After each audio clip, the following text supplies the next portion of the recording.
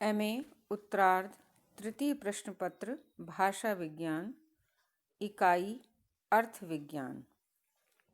आज हम अध्ययन करने जा रहे हैं अर्थ विकास के कारण भाग 3। मैं डॉक्टर प्रतिभा शुक्ला, सह आचार्य हिंदी, एमए उत्तरार्ध की कक्षा में विद्यार्थियों का हार्दिक स्वागत करती हूँ। प्रिय विद्यार्थियों, अर्थ विकास के कारणों के प्रथम और द्वितीय वीडियो में हमने अर्थ विकास के विभिन्न कारणों की चर्चा की थी। उन्हीं कारणों को आगे बढ़ाते हुए आज हम अन्य कारणों की चर्चा करेंगे, जिसमें पहला कारण होगा लक्षणा व्यंजना शब्द शक्तियाँ, कवियों की निरंकुशता, तत्सम तथा तद्भव रूपों का साथ साथ प्रयोग, शब्द का प्रयोग बाहुल्य या कह सकते हैं अधिक पदत्व प्रयोग, प्रकरण भेद, सहचर संबंध, दीनता, विनम्रता एवं शिष्टता, सुश्राव्यता, व्यंग और भावुकता आदि कारणों की चर्चा करेंगे।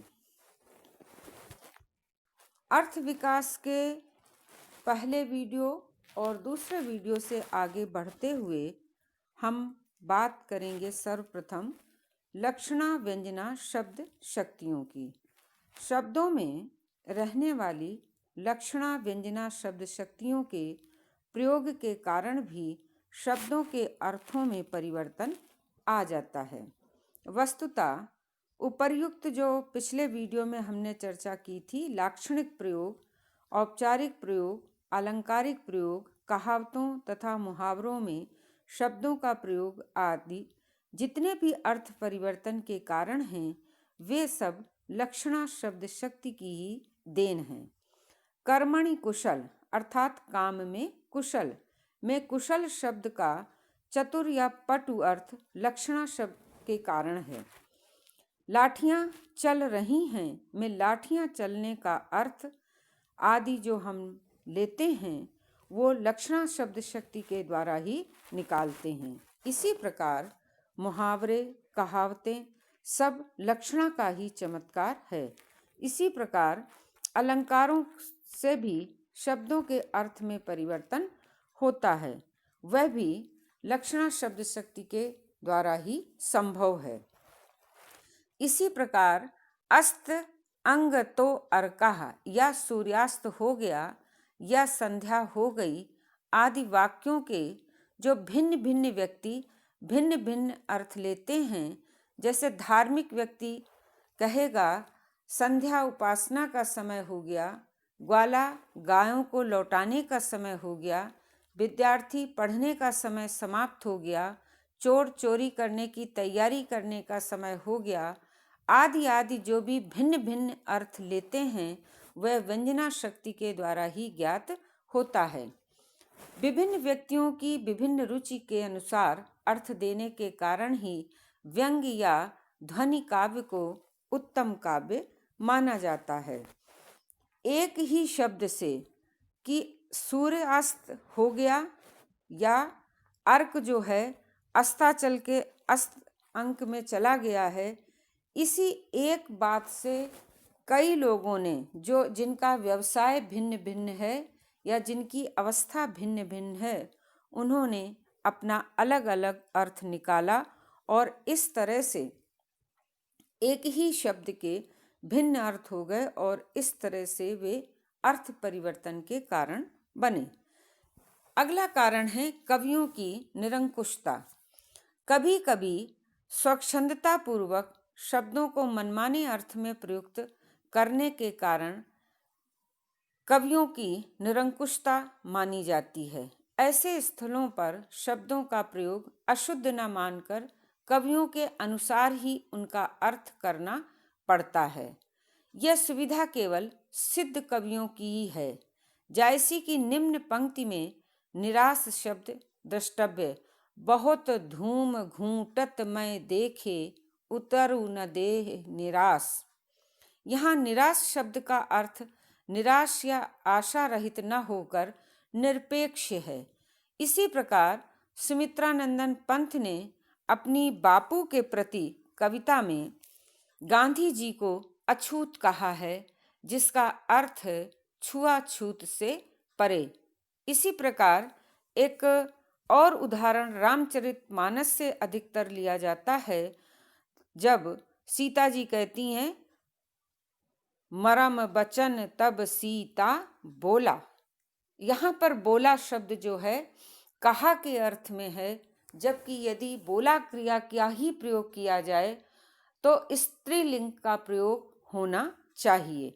कुछ ऐसे उदाहरण हैं जो काव्य में कवियों की निरंकुशता के कारण शब्दों के अर्थ में परिवर्तन उत्पन्न करते हैं।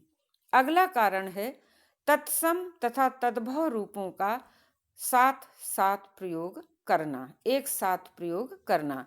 भाषा में तत्सम और उनसे विकसित तद्भव शब्दों का प्रयोग अधिकांशतः साथ साथ चलता रहता है, अर्थात तत्सम और तद्भव दोनों रूप भाषा में एक ही काल में एक ही समय में जीवित रहते हैं, किंतु भाषा का व्यवहार करने वाले अनजाने ही उनके अर्थों में अंतर कर लेते हैं। जैसे तत्सम शब्द गर्भिणी तथा गाभिन दोनों शब्द समानार्थक हैं, किंतु गर्भिणी शब्द जहाँ मानवीय स्त्री की गर्भावस्था को इंगित करता है, वहीं गाभिन शब्द पशुओं की गर्भावस्था का द्योतक बन गया है। इसी प्रकार भद्र तथा भद्दा, श्रेष्ठ तथा सेठ, खाद्य तथा खाद आदि शब्दों के अर्थों में भी अंतर हो गया है। तत्सम शब्द पत्र आज भी चिट्ठी पत्री के अर्थ में प्रयुक्त होता है, जबकि उससे विकसित पत्ता, पत्ती, पत्तल, पतला, पातर तथा पत्तर आदि तद्भव शब्दों का अर्थ बदल गया है। शांत और संत शब्दों का अर्थ भी यहाँ विचारणीय है कि ये दोनों एक ही शब्द का अर्थ देते हैं, किंतु इनके प्रयोग के संदर्भ बदल गए हैं। अर्थ परिवर्तन के अगले कारणों में भाषाविदों ने जो कारण गिनाया है वह है शब्द का प्रयोग बाहुल्य। शब्द का प्रयोग बाहुल्य। बार बार या पुनः पुनः जब हम किसी शब्द का प्रयोग करते हैं तो वह शब्द प्रयोग बाहुल्य के अंतर्गत गिना जाता है। इस प्रकार के प्रयोग से भी शब्द के अर्थ में परिवर्तन हो जाता है। आज धन्यवाद का अर्थ धनवान कहना या धन धान्य कहना नहीं है, अपितु आजकल मात्र कृतज्ञता ज्ञापन के लिए ही इसका प्रयोग होता है। इसी प्रकार श्रीमान आदि शब्दों का प्रयोग भी आजकल केवल औपचारिकतावश ही किया जाता है, किसी को धनवान आदि कहने के लिए नहीं किया जाता। जबकि श्रीमान शब्द का अर्थ है कि जो श्री से युक्त हो, अर्थात धनाढ्य हो। अगला कारण है प्रकरण भेद। प्रकरण भेद के कारण भी शब्द के अर्थ में परिवर्तन हो जाता है। सैंधव शब्द इस विषय का या इस भाषा परिवर्तन के कारण का बड़ा प्रसिद्ध उदाहरण है। भोजन के प्रसंग में इसका अर्थ नमक हो जाता है तथा यात्रा के प्रसंग में इस शब्द का अर्थ घोड़ा होता है, क्योंकि दोनों ही सिंधु प्रदेश में उत्पन्न होने के कारण सैंधव कहलाते हैं। इसी प्रकार शास्त्र भेद में से भी शब्दों का अर्थ बदल जाता है। गुण शब्द का अर्थ दर्शन शास्त्र में सत्व, रज, तम, काव्य शास्त्र में माधुर्य, ओज और प्रसाद तथा आयुर्वेद में द्रव्य गुण लिया जाता है। इसी प्रकार रस शब्द का अर्थ भी शास्त्रानुसार बदल जाता है। जहाँ भोजन के प्रसंग में रस शब्द सटरस का अर्थ देता है, वहीं साहित्य शास्त्र के अंतर्गत इस रस का संबंध 9 रसों से होता है। अगला कारण है साहचर्य संबंध। साहचर्य संबंध के कारण भी शब्दों के अर्थ में परिवर्तन होता है। सूरत महाराष्ट्र में एक स्थान का नाम है। विदेश से तंबाकू सर्वप्रथम वहीं आई थी, अतः सूरत के साहचर्य के कारण तंबाकू को भी सुरती कहा जाने लगा। सुरती। सिंधु नदी के साहचर्य से पहले हमारे हिंदुस्तान का नाम सिंधु पड़ा, फिर वहाँ के निवासी सिंधु कहलाए और कालांतर में यही सिंधु हिंदुस्तान और यहाँ के रहने वाले हिंदुस्तानी शब्द में बदल गए या हिंदुस्तानी कहलाए। प्रदेश में अच्छा नमक तथा अच्छा घोड़ा होने के कारण नमक और घोड़ा भी सैंधव ही कहे जाने लगे। यद्यपि अन्य स्थानों पर भी ये होते हैं। इसी प्रकार वृक्ष के पत्ते के साहचर्य से चिट्ठी को आज भी पत्र ही कहते हैं। गन्ने का सत्व भी चीन देश के साहचर्य से चीनी कहलाया। संस्कृत में रेशमी वस्त्र को चीनांशुक भी इसी कारण कहा जाता है, क्योंकि ये इसका संबंध प्रारंभ में चीन देश से था। अगला कारण है दीनता, विनम्रता एवं शिष्टता। अपने से बड़े, श्रद्धेय या समर्थ व्यक्तियों के प्रति दीनता, विनम्रता अथवा शिष्टता प्रदर्शन के कारण भी शब्दों के अर्थ में परिवर्तन हो जाता है। दीनतावश भिखारी किसी भी व्यक्ति को राजा कह देता है, जबकि आज के युग में राजाओं का कोई अस्तित्व ही नहीं रहा है। इसी प्रकार महानुभाव, महाशय आदि शब्दों का प्रयोग भी हम शिष्टतावश ही करते हैं। ये आवश्यक नहीं कि प्रत्येक व्यक्ति में ये गुण हों। इसी प्रकार अपने घर को कुटिया या गरीब खाना तथा दूसरे के घर को भवन, महल या दौलत खाना भी नम्रतावश ही कहा जाता है। वास्तविकता के अभाव में यहाँ इन शब्दों के अर्थ में परिवर्तन हो जाता है और ये सभी भाव दीनता, विनम्रता एवं शिष्टता के कारण भी शब्दों के अर्थ में परिवर्तन हो जाता है। सुश्राव्यता। सुश्राव्यता को अंग्रेजी में यूफेमिज्म कहा जाता है। कुछ विद्वानों ने इसे अशोभन के लिए शोभन शब्दों का प्रयोग भी कहा है। वस्तुतः अशुभ के लिए शुभ, अश्लील के लिए श्लील और कटु के लिए मधुर शब्दों का प्रयोग इसी के अंतर्गत आता है।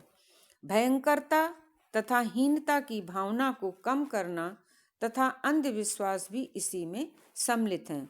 महाकवि कालिदास ने अपने ग्रंथों में इस शब्द का स्थान पर प्रयोग किया है। उस समय तक इस शब्द के साथ अश्लीलता का कोई संबंध नहीं था, किंतु बाद में इसे अश्लील माना जाने लगा और इसके स्थान पर संस्कृत तथा हिंदी में इस शब्द का पर्याय आम वृक्ष या रसाल आदि शब्दों के रूप में होने लगा। इसी प्रकार यौन भावना तथा यौन अंगों के लिए भी साहित्य में श्लील शब्दों का ही प्रयोग किया जाता है। शौच जाने को हाथ धोना, लघु शंका आदि शब्दों का प्रयोग घृणा से बचने के लिए ही किया जाता है। अमंगल का कथन भी बुरा माना जाता है। अतः मृत्यु के लिए स्वर्गवास, सिधार जाना आदि शब्द प्रचलित हो गए हैं। दीपक बढ़ाना, दुकान बढ़ाना भी इसी कारण कहा जाता है, क्योंकि दुकान बंद करना और दीपक बुझाना अमंगलवाची माना जाता है।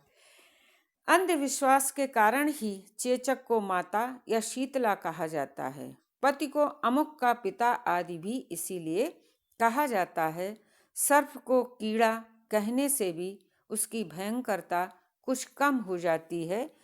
ये सभी उदाहरण इस बात के सूचक हैं कि भावनात्मक रूप से हम अश्लील को श्लील में, कटु को मधुर में और भयंकरता तथा हीनता की भावना को कम करने के लिए उसे कुछ शोभन शब्दों में अभिव्यक्त करते हैं। अर्थ परिवर्तन के अगले कारण में हम कह सकते हैं कि व्यंग के कारण भी शब्दों के अर्थों में परिवर्तन हो जाता है। संस्कृत काव्यशास्त्र में इसे विपरीत लक्षणा कहा गया है। उदाहरण के लिए मूर्ख को बृहस्पति कहना, अपकारी को उपकारी कहना, कृपण को दानवीर कहना, दानवीर कर्ण कहना, झूठे को सत्यवादी हरिश्चंद्र आदि कहना आदि सभी संबोधन बिल्कुल ही विपरीत अर्थ को अभिव्यक्त करते हैं और इस तरह से विपरीत अर्थ को अभिव्यक्त करने वाले ये प्रयोग शब्दों के अर्थ में भी परिवर्तन उपस्थित करते हैं। कई बार हम देखते हैं कि हमारी भाषा में भावुकता के कारण भी शब्दों के अर्थ बदल जाते हैं। प्रायः माता पिता बच्चों को लाड़ प्यार में गधा, सुअर आदि कह देते हैं। इसी प्रकार क्रोध में भी उल्लू आदि कह दिया जाता है। निश्चय ही यहाँ वक्ता का अभिप्राय इन शब्दों के वास्तविक अर्थ से नहीं होता और वास्तविक अर्थ से न होने के बाद भी प्रयोग के समय या प्रयोग के संदर्भ में इन शब्दों का अर्थ भावुकता के कारण बदल जाता है, जो हमारे अर्थ परिवर्तन के कारण में अपनी एक महत्वपूर्ण भूमिका निभाते हैं।